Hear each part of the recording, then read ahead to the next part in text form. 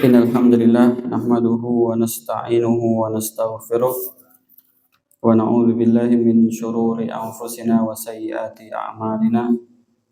May yahdihillahu fala mudilla lahu wa man yudlilhu fala hadiyalah.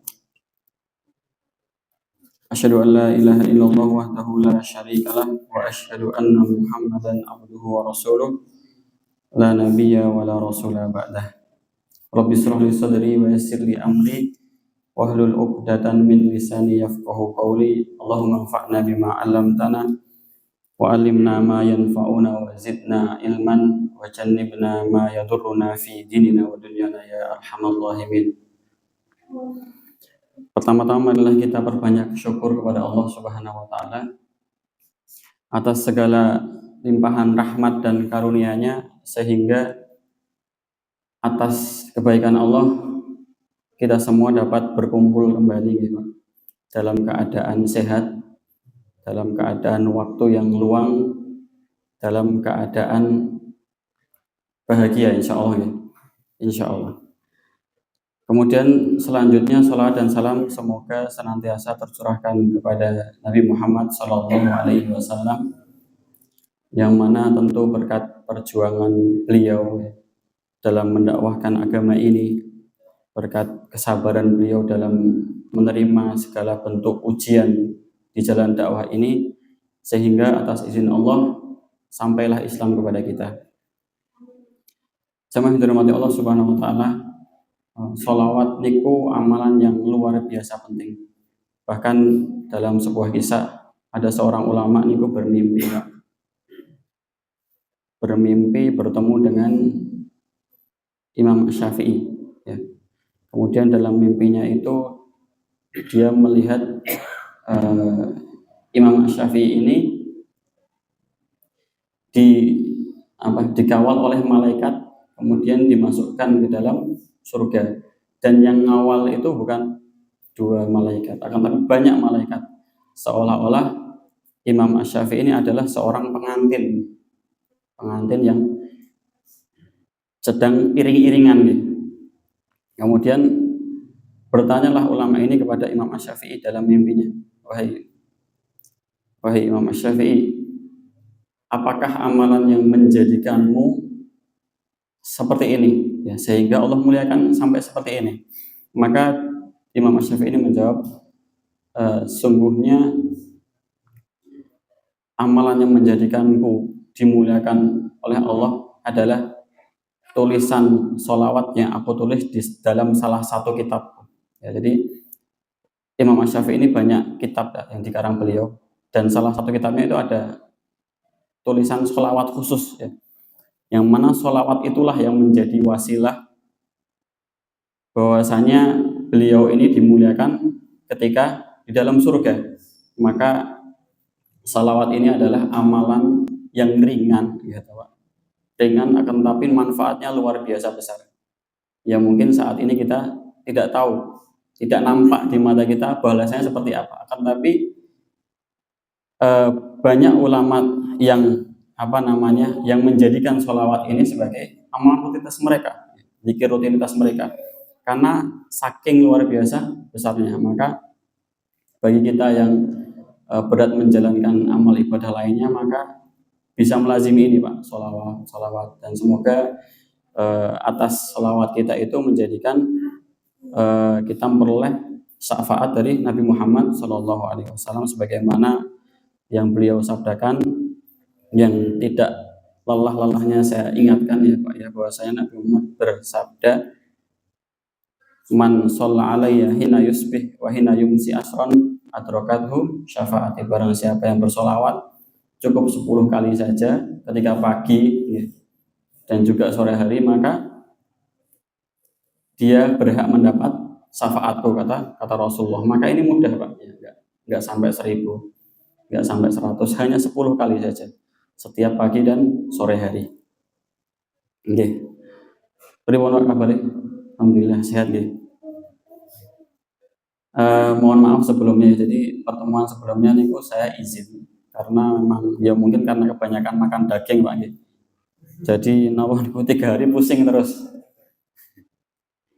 Tapi mboten mboten ditelaske nggih napa selak basi gitu. Kulkasnya nggih pun kebak, akhirnya nggih mau nggak mau selama berapa hari niku makan daging terus buahnya kirang, sayurnya nggih kirang. Akhirnya nggih niku pusing.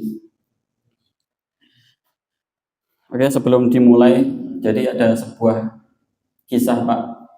Ketika itu datang wahyu turun kepada Rasulullah SAW berkaitan dengan menimbun harta ya. Dalam surat At-Taubah ayat 34 Allah berfirman, alladzina yaknizuna adz-dzahaba wal fiddah wa la yunfikunaha fi sabilillah fabashshirhum bi'adzabin alim. Yang artinya, dan orang-orang yang menyimpan harta emas dan perak dan tidak menginfakkannya di jalan Allah, maka fabashshirhum, maka berikanlah kabar gembira.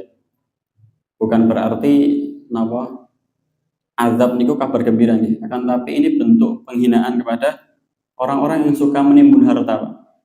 Fabashshirhum bi'adzabin alim, maka berikanlah kepada mereka kabar gembira berupa azab yang pedih. Maka karena iman para sahabat itu kan tinggi-tinggi gitu Pak, mendengar ayat ini langsung takut Pak. Takut, kemudian waduh, ternyata selama ini menimbun harta niku salah. Kemudian para sahabat ini berkata kepada Rasulullah, ya Rasulullah, lau alimna ayyil mal khairun fanattahiduh. Wahai Rasulullah, kalau kami tahu harta yang paling utama itu apa, pasti kami akan usahakan. Kalau kita tahu harta yang paling utama, pasti akan kita kejar ya Rasulullah. Kemudian ternyata Rasulullah SAW menjawab, ada 3 harta yang utama yang tidak dimiliki oleh semua orang. Kemudian Rasulullah merespon dengan bersabda, afdaluhu, yang paling utama adalah, yang pertama adalah lisanun dzakirun, lisan yang senantiasa berzikir. Jadi harta yang paling utama itu bukan apa Pak? Bukan emas, gitu. Bukan rumah yang megah, akan tapi harta yang paling utama menurut Rasulullah, yang paling tahu di antara kita semua, maka pasti benar apa yang beliau sampaikan. Ya, ini yang pertama adalah lisanun dzakirun, lisan yang senantiasa berzikir kepada Allah. Gitu.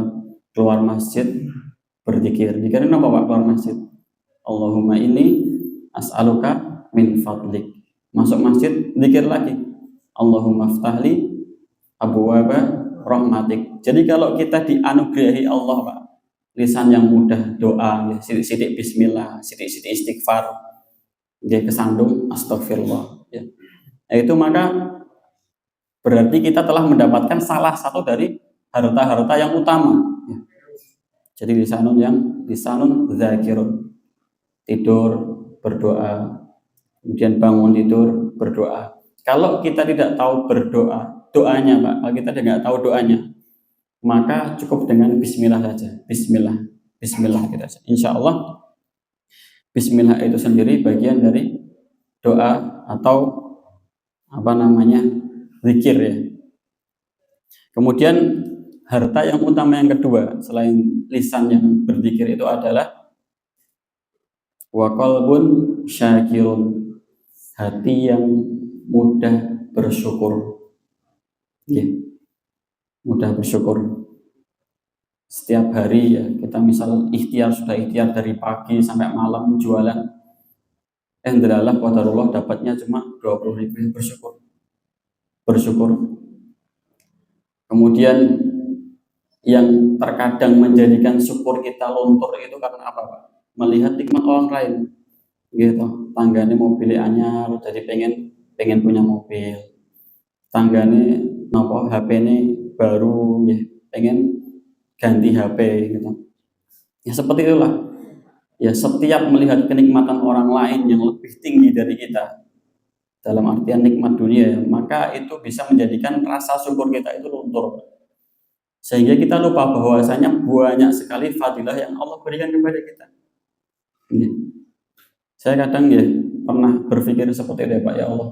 Nah, misal apa jeneng ya ternyata kok pengeluaran buat anak ini kok luar biasa banyaknya. Pengen apa dan tidak kayak motor wae, tidak mikir oh iki kok ya tak nggo nyervis motor ndak bayar iki piye kan seperti itu.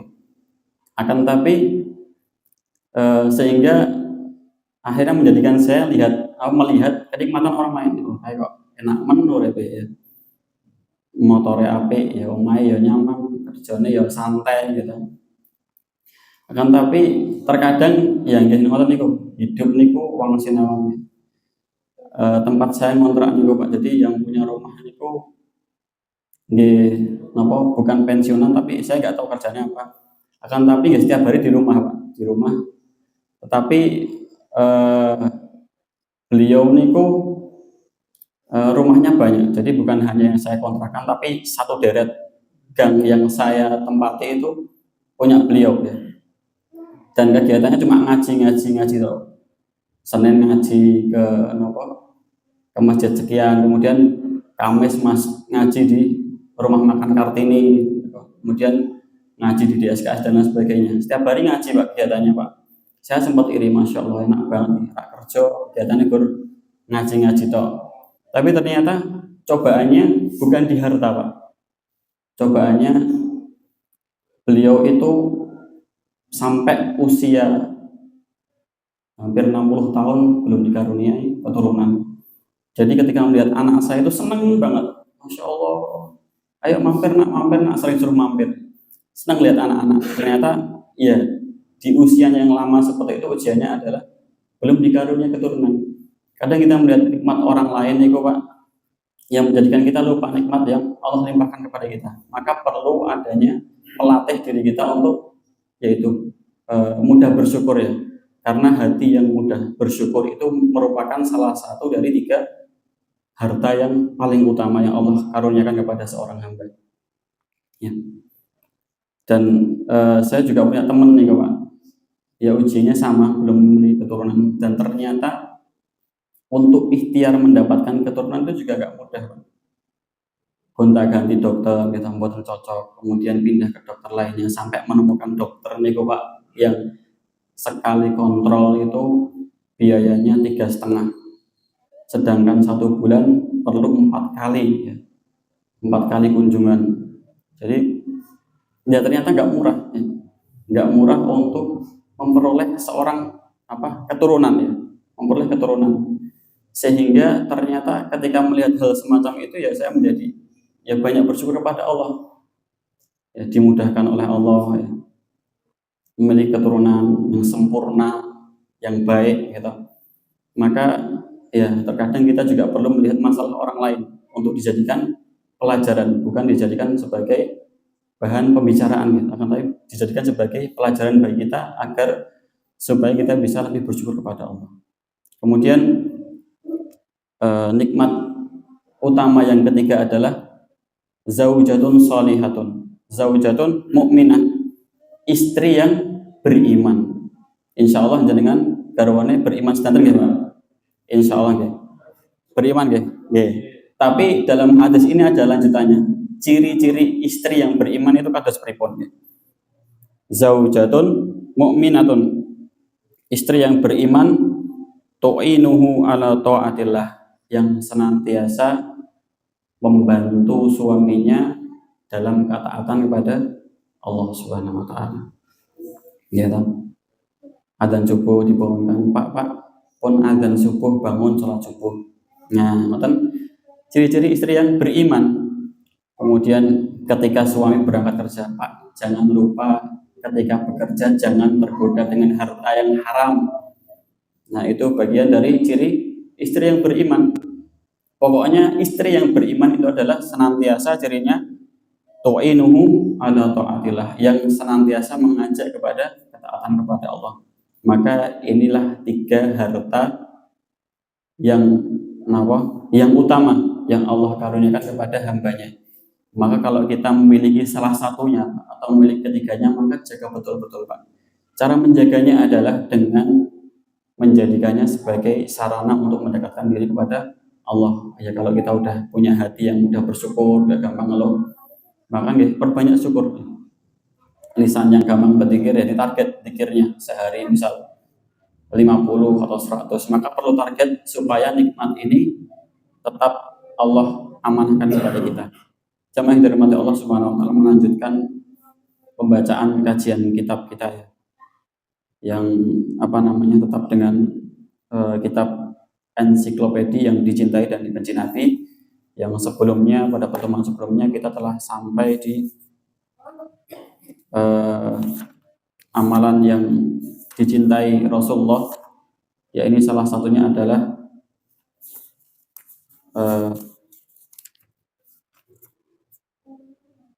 menyukai jihad. Jadi Nabi SAW itu menyukai jihad. Itu pertemuan sebelumnya, dan pertemuan sekarang sampai kepada Nabi SAW menyukai mati syahid di jalan Allah. Okay. Mati syahid. Syahid niku napa, Pak?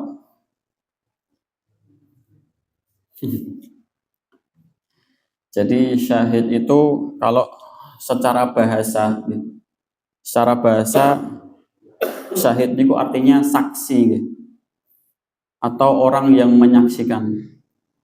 Itu makna secara bahasa. Akan tapi dalam arti dari istilah syahid itu sendiri, jumhur ulama atau mayoritas ulama sepakat bahwa syahid adalah orang yang meninggal dunia dalam keadaan yang diridhoi Allah, terutama dalam konteks atau jihad di jalan Allah, ya.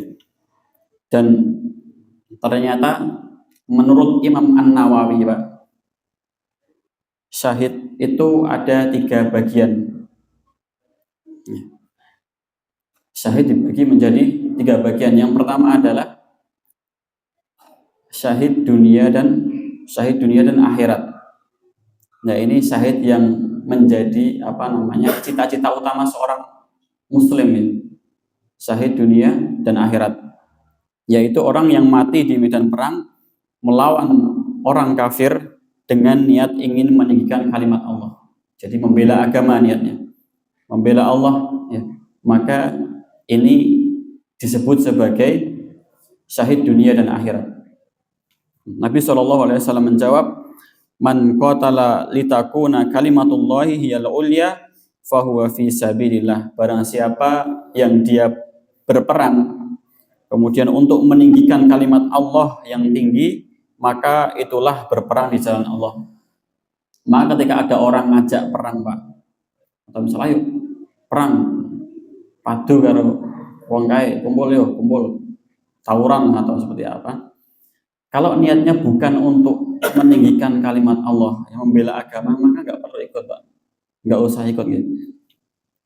Karena yang dianggap jihad fisabilillah itu adalah ketika litakuna kalimatullahi yal ulya, untuk meninggikan kalimat Allah atau membela agama Allah. Kemudian syuhada atau orang yang mati syahid, yang terbunuh di jalan Allah, adalah yang paling tinggi kedudukannya dibandingkan dengan syahid-syahid yang lain atau orang yang meninggal dalam kondisi syahid yang lain, karena banyak jenisnya ya, Pak, ya. Mereka adalah syuhada di dunia dan di akhirat, ya, menurut pendapat Imam An-Nawawi. Kemudian yang kedua, syahid yang kedua adalah syahid di dunia saja. Jadi ada yang ketika orang itu niatnya lurus, Pak, untuk membela agama Allah, delalah juga meninggal ketika membela agama Allah, maka itu syahid dunia dan akhirat. Akan tapi juga ada orang yang syahid dunia saja tapi akhiratnya tidak sebagai orang yang syahid. Ya, yaitu orang yang mati di medan perang melawan orang kafir namun niatnya selain karena Allah. Maka ini niat yang keliru ya Pak, karena niat itu bisa menjadikan ibadah yang kecil itu nilainya besar di hadapan Allah, dan juga bisa menjadikan ibadah yang luar biasa besar di mata manusia menjadi kecil di mata Allah, itu karena niatnya. Maka penting niatnya ini Pak. Kemudian untuk dua kategori pertama dan kedua, yakni syahid yang dia syahid dunia dan akhirat dan juga syahid dunia, itu hukumnya sama ketika mengurus jenazahnya. Jadi hukumnya orang yang syahid dunia dan akhirat dan syahid dunia itu hukumnya sama, tidak dimandikan. Jadi orang-orang yang meninggal di medan perang Pak, dengan niat membela agama Allah, itu ketika meninggal tidak perlu dimandikan dan dikafani, jadi langsung dikuburkan gitu. Maka pentingnya niatnya kok Pak. Ada. Kemudian syahid yang ketiga, syahid akhirat saja.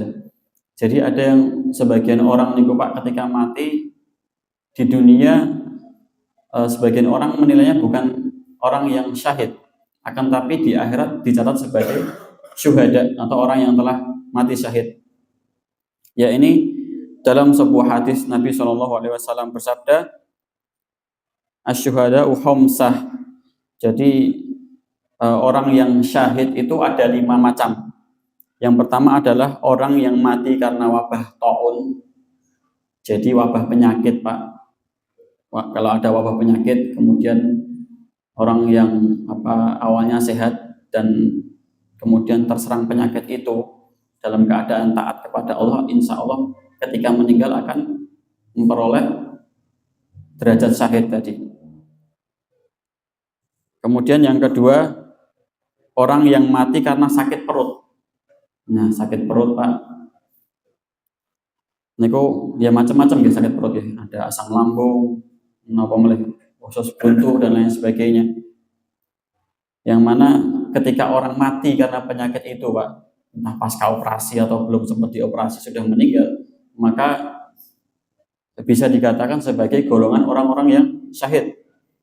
Ya, ini syahid di akhirat akan tapi tidak syahid di dunia. Dan yang ketiga ini Pak adalah orang yang mati tenggelam. Dan juga 4, orang yang mati karena tertimpa runtuhan bangunan, berarti musibah. Dan 5, orang yang mati syahid di jalan Allah atau ketika berperang membela agama Allah. Jadi ada 5 tadi, orang yang mati karena wabah atau virus, orang yang mati karena sakit perut, orang yang mati karena tenggelam, orang yang mati karena tertimpa runtuhan atau karena musibah ya. Dan 5 orang yang mati di jalan Allah. Maka 5 orang ini syahid akhirat tapi tidak syahid di dunia, kecuali nomor 5 ya Pak ya. Jadi ketika orang yang mati karena sakit perut, itu hukumnya ketika mengurus jenazahnya ya seperti orang mati pada umumnya, dimandikan kemudian dikafani. Beda dengan orang yang mati di medan jihad. Walaupun orang yang sakit perut ini selama dia sakit tetap ridho terhadap ketetapan Allah dan dalam ketaatan, kemudian dinilai sebagai orang yang syahid di akhirat, maka ya mengurus jenazahnya tetap sebagaimana jenazah pada umumnya. Maka itulah 5 orang yang dia dinilai syahid di akhirat akan tetapi tidak syahid di dunia. Jadi 3 macam, syahid di dunia dan akhirat yang menjadi cita-cita kita tentunya. Kemudian syahid di dunia saja tapi di akhirat tidak dianggap. Dan juga yang terakhir adalah syahid di akhirat akan tetapi tidak syahid di dunia. Itulah 3 pembagian syahid menurut Imam An-Nawawi. Kemudian Syekh Saleh Al-Utsaimin rahimahullah dalam Syarah Riyadhus Shalihin ya menjelaskan adapun syuhada yang disebutkan pada hadis di atas atau 5 orang tadi Pak, mereka adalah syahid di akhirat, bukan syahid di dunia. Oleh karena itu mereka tidak sama dengan orang yang terbunuh di jalan Allah. Akan tapi mereka adalah syuhada di dunia dikarenakan kedudukannya mereka atas amal-amal mereka, yakni orang yang mati karena taun, sakit perut, tenggelam, orang yang tertimpa runtuhan bangunan, dan orang yang terbunuh di jalan Allah namun bukan dalam perang melawan orang kafir.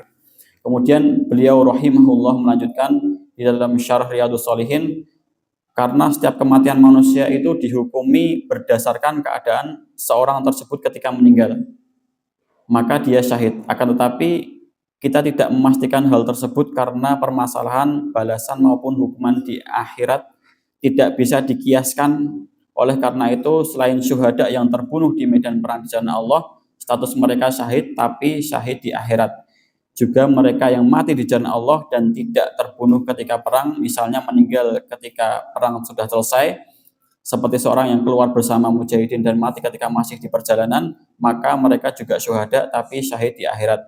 Adapun di dunia mereka tetap dimandikan, dikafani dan disolatkan, kemudian dikuburkan bersama dengan manusia lainnya. Jadi kalau misal seorang Pak pergi berperang, delalah belum sampai medan perang sudah meninggal karena sakit atau sebab lain, maka pengurusan jenazahnya tetap sebagaimana umumnya. Jadi dimandikan, dikafani, disolati dan dikuburkan. Lain halnya dengan ketika meninggal terbunuh oleh musuh di medan perang. Kemudian melanjutkan pembacaan kitab.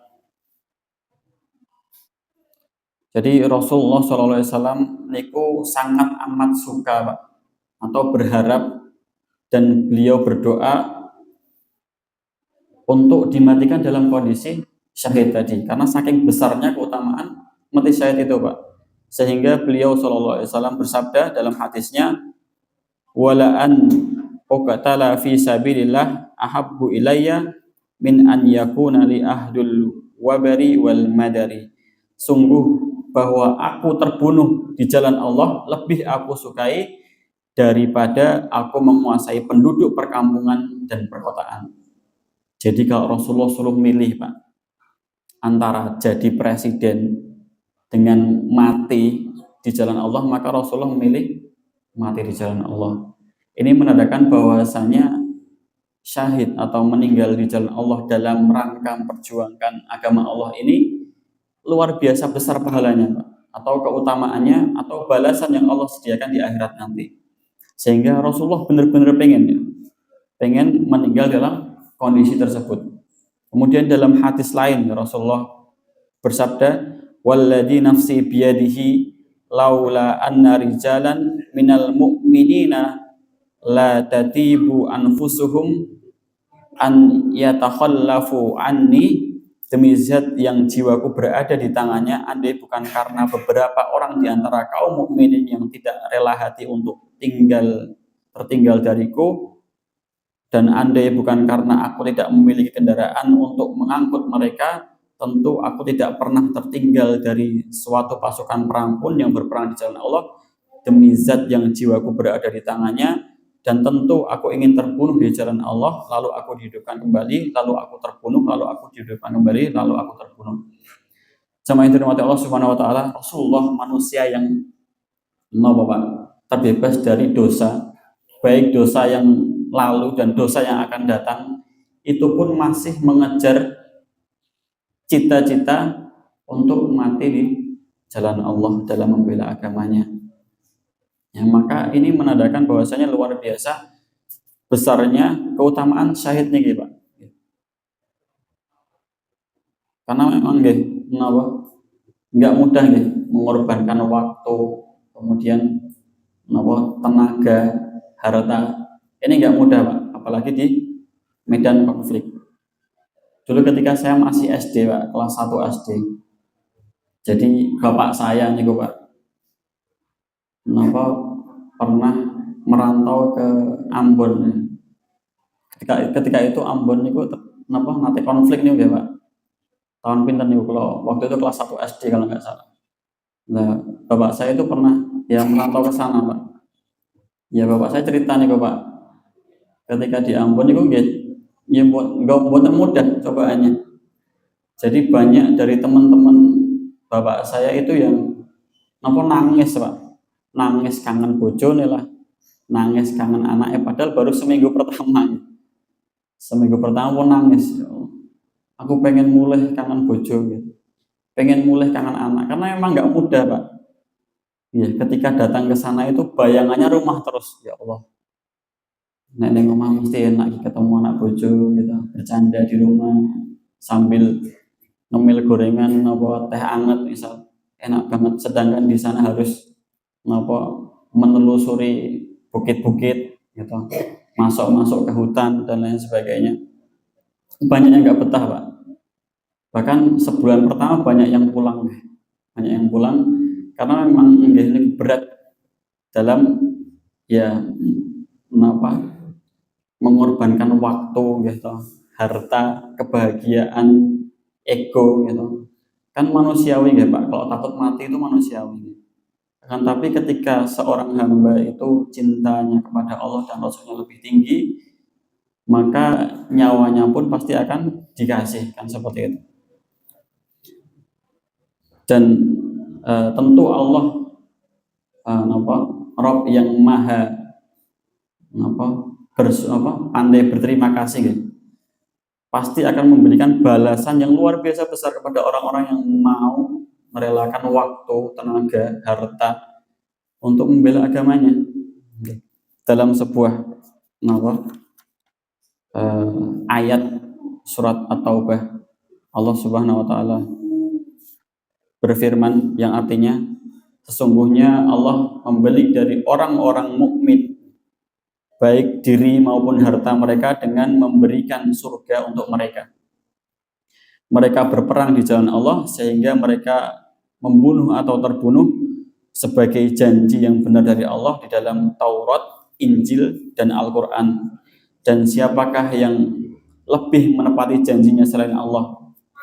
Maka bergembiralah dengan jual beli yang telah kamu lakukan itu, dan demikian itulah kemenangan yang agung. Jadi Allah Subhanahu wa taala itu menjanjikan ketika kita mau mengorbankan seluruhnya untuk agama ini, maka Allah akan menjanjikan surga. Ya. Dan tentu kalau kita orang yang beriman pasti yakin dan percaya bahwasanya apa yang Allah janjikan kepada hambanya pasti benar, pasti akan Allah penuhi. Jamaah yang dirahmati Allah Subhanahu wa taala, akan tetapi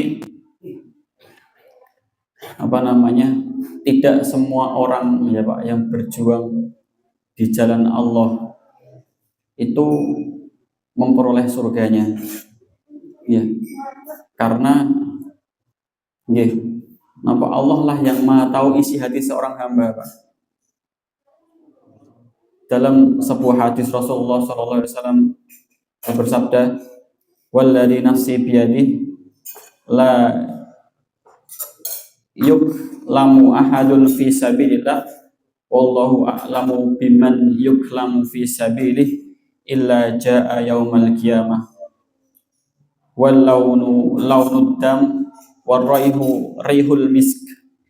Demi zat yang jiwaku berada di tangannya, tidaklah seorang terluka di jalan Allah dan Allah lebih mengetahui siapakah yang terluka di jalannya, melainkan ia datang pada hari kiamat dengan luka yang warnanya warna darah, akan tetapi aromanya aroma kasturi. Kalimat sisipan dalam hadis tadi ada kalimat sisipan, Pak, yang artinya Allah lebih mengetahui siapakah yang terluka di jalannya. Ini menunjukkan bahwa pahala tersebut hanya untuk orang yang berjuang dan berperang di jalan Allah dengan ikhlas. Ya, ini mengisyaratkan bahwa ada orang yang mengaku dirinya terluka di jalan Allah, padahal tidak.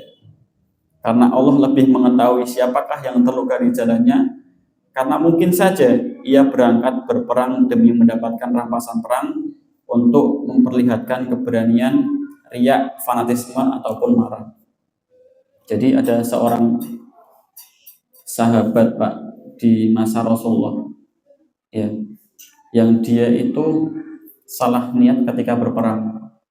Jadi sebelum berperang ini dia berkata kepada temannya, "Demi Allah, aku berangkat berperang ini karena ingin melindungi kota Madinah, ingin menjaga kehormatan kaumku." Ya, niatnya seperti itu. Maka dengan niat yang salah ini, Pak, sehingga Allah jadikan Allah timpakan fitnah atasnya. Jadi nama orang tersebut adalah Qasman ya. Qasman ini Pak, ketika berperang di perang Uhud ketika itu, para sahabat yang menyaksikan Pak, yakin bahwasanya Qasman ini pasti masuk surga karena sangar Pak. Ya, maju paling depan, kemudian banyak membunuh musuh sampai musuh kocar-kacir gitu. Atas keberanian ini, sahabat yang menyaksikan yakin betul bahwasanya Qasman ini pasti masuk surga. Wah, ini penduduk surga tenang nih. Kemudian Rasulullah yang mendengar Pak. Padahal Rasulullah nggak tahu bahwasanya Qasman sebelumnya mengatakan niatnya tadi ya untuk membela kehormatan kaumnya, bukan agamanya. Kemudian Rasulullah menyela perkataan sahabat yang mengagumi Qasman tadi. Sesungguhnya dia yang kau maksud Qasman itu adalah ahlun nar, penduduk neraka. Maka sahabat ini kaget loh. Lah ini berperang membela agama Allah, membela Rasulnya, banyak membunuh musuh-musuh Allah, kok bisa menjadi penduduk neraka?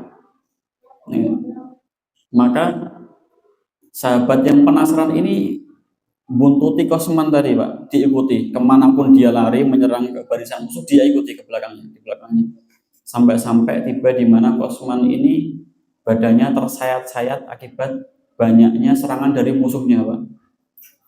Kemudian di masa-masa sakaratul maut ya, datang menjemput ya, banyak luka di tubuh Pak, akan tapi dia tidak kunjung mati ya. Dia nggak sabar atas sakit yang dideritanya tadi Pak, perih gitu, sabetan pedang itu ya, perih gitu. Apalagi bukan hanya satu, tangan patah dan lain sebagainya. Dia nggak sabar menunggu kematiannya, sehingga dia mengambil pedang yang di tangannya, kemudian ditancapkan ke dadanya sampai tembus, sehingga dia akhirnya meninggal dunia. Jamaah yang dirahmati Allah Subhanahu wa taala, maka inilah pentingnya niat. Sangat mudah bagi Allah untuk mendatangkan fitnah dalam hidup kita. Ketika kita salah dalam berniat, maka jadikanlah Allah dan Rasulnya itu menjadi satu-satunya niat yang paling utama dibandingkan hal-hal lain, kepentingan kita yang lain. Bukankah Rasulullah Shallallahu Alaihi Wasallam menyebutkan ciri orang yang beriman kepada sahabatnya, la yu'minu ahadukum, tidak sempurna iman kalian, salah seorang di antara kalian, hatta akuna habbu ilaihi min walidihi wa waladihi wan nasi ajmain, sampai dia menjadikan aku menjadi orang yang paling dia cintai daripada anaknya, orang tuanya, dan seluruh manusia. Kalau kita sayang kepada anak kita Pak, maka kita harus lebih sayang kepada Allah dan Rasulnya. Kalau kita sayang kepada orang tua kita, pasangan kita, maka kita harus lebih sayang kepada Allah dan Rasulnya, menjadikan Allah dan Rasul sebagai keutamaan atau diprioritaskan dibandingkan kepentingan yang lain. Ada sebuah kisah lagi Pak dalam perang Uhud juga. Perang Uhud ini banyak menyimpan kisah-kisah gitu. Kalau tadi sahabat yang matinya suul khotimah, dalam kisah selanjutnya ini sahabat yang matinya husnul khotimah. Ada seorang sahabat bernama Hanzalah ya, sahabat muda, yang mana Hanzalah ini Pak, sebelum perang dimulai, satu hari sebelumnya beliau ini nikah Pak, nikah gitu. Kemudian malam pertama tiba-tiba muncul seruan untuk berangkat berperang di jalan Allah. Karena saking semangatnya Pak, dia tinggalkan istrinya.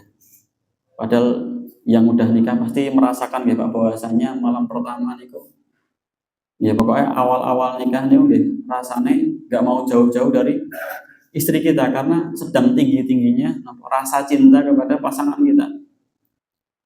Lain halnya kalau udah 5 tahun ya Pak, paling ya mangkat perang mending perang wae lah daripada daripada daripada di rumah. Akan tapi Hanzalah niki Pak, setelah malam pertama itu langsung berangkat berperang menyambut seruan jihad. Padahal beliau ini sampai lupa belum mandi junub ya, dalam kondisi junub langsung berangkat berperang. Kemudian tatkala berperang ini Pak, langsung maju ke barisan musuh dan terbunuh. Dan pada zaman Rasulullah ini ketika setelah usai berperang itu Pak, maka saling mencari sahabatnya yang dulu dekat dengan si Fulan, coba cari sahabatnya di mana posisinya. Kalau masih hidup suruh kumpul, kalau sudah meninggal dikumpulkan. Jadi didekatkan jenazahnya ya dengan jenazah yang lain.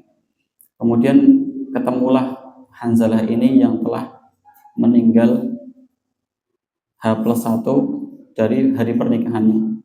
Kemudian ketika para sahabat ini menyaksikan Hanzalah itu melihat ujung rambutnya mengeluarkan air sampai netes-netes di dahinya. Nah, para sahabat ini heran, kok rambutnya bisa basah dan meneteskan air ya, padahal sudah meninggal ya. Kemudian para sahabat tidak menemukan jawaban sampai Rasulullah mengabarkan bahwasanya Hanzalah ini syuhada yang dimandikan langsung oleh malaikat. Jadi karena sebab dia mengalahkan egonya gitu. Lawang terkadang kita Pak nikah niku urusan pekerjaan mau ditinggal ya, izin sepekan gitu. Karena karena nikahan seperti itu. Akan tapi Hanzalah ini Pak, meskipun ya baru nikah kemarin, ketika ada seruan untuk membela agama Allah langsung berangkat. Sehingga ya ini keutamanya adalah syuhada yang dimandikan langsung oleh para malaikat. Kemudian ketika istrinya dikabari seperti itu, istrinya pun sedih. Dan istrinya bercerita bahwasanya sebelum pernikahan tiba memang dia sempat bermimpi, dalam mimpinya langit terbuka, kemudian Hanzalah ini diangkat, kemudian langit tertutup lagi. Dan istrinya sempat khawatir atas keputusan suaminya untuk pergi membela agama Allah. Akan tapi karena itu keputusan suaminya dan termasuk ibadah yang mulia, maka istrinya pun rela sehingga harus berpisah dengan suaminya setelah 1 hari pernikahan. Maka jamaah yang dirahmati Allah Subhanahu wa taala, amalan membela agama Allah ini amalan yang luar biasa besar di sisi Allah. Karena di dalamnya kita harus mengorbankan waktu, tenaga, harta, dan kebahagiaan yang mungkin kita tinggal di daerah kita ya. Sehingga pasti Allah akan membalasnya dengan balasan yang luar biasa besar. Ya. Maka dari itu selain amal yang besar itu tadi, kita juga harus meluruskan niat atas setiap amal kebaikan kita. Jangan sampai apa yang amal yang kita jalani begitu berat kita jalani tidak memperoleh apa-apa ketika di akhirat atas sebab niat kita yang salah ya, bukan karena Allah dan Rasulnya, akan tapi karena mungkin pujian, karena mungkin agar supaya dianggap soleh dan lain sebagainya. Maka jangan sampai ibadah kita mengharapkan pujian, karena segala pujian adalah milik Allah. Mungkin hanya ini yang bisa saya sampaikan, semoga ada kebaikan yang dapat diambil. Aku qouli hadza, astagfirullah li wa lakum. Wassalamualaikum warahmatullahi wabarakatuh.